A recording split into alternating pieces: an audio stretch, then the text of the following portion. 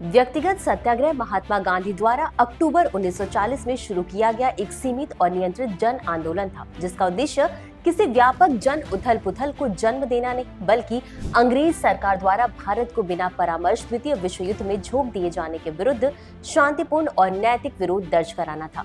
गांधी जी का मानना था कि ऐसे संवेदनशील अंतर्राष्ट्रीय वातावरण में व्यापक आंदोलन से दमन बढ़ सकता है और राष्ट्रीय आंदोलन को क्षति पहुंच सकती है। इस आंदोलन की पृष्ठभूमि की बात की जाए तो वायसराय द्वारा भारत की ओर से युद्ध में भाग लेने की एक तरफा घोषणा तथा संवैधानिक वार्ताओं की विफलता थी। ऐसे में गांधी जी ने सीमित विरोध का मार्ग अपनाया, जिससे कि अभिव्यक्ति की स्वतंत्रता के अधिकार को रेखांकित करते हुए ब्रिटिश सरकार पर नैतिक दबाव बनाया जा सके। व्यक्तिगत सत्याग्रह के अंतर्गत चयनित सत्याग्रही सार्वजनिक रूप से युद्ध विरोधी वक्तव्य देते थे और पूर्ण स्वतंत्रता की मांग करते थे और शांतिपूर्वक गिरफ्तारी देते थे।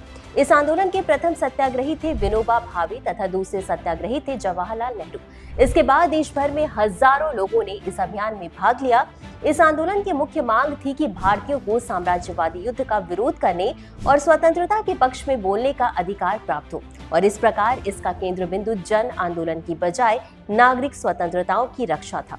यद्यपि यह आंदोलन व्यापक जन भागीदारी उत्पन्न नहीं कर सका, फिर भी इसने राष्ट्रीय आंदोलन की नैतिक शक्ति को बनाए रखते हुए ब्रिटिश सरकार पर दबाव कायम रखा तथा आगे चलकर 1942 के भारत छोड़ो आंदोलन के लिए राजनीतिक वातावरण तैयार किया। और इसी के साथ यह टॉपिक यूपीएससी जीएस पेपर 1 भारतीय इतिहास से जुड़ा हुआ है। और अब आपके लिए एक छोटा सा सवाल, क्रिप्स मिशन का अध्यक्ष कौन था? अपना जवाब कमेंट में जरूर दें।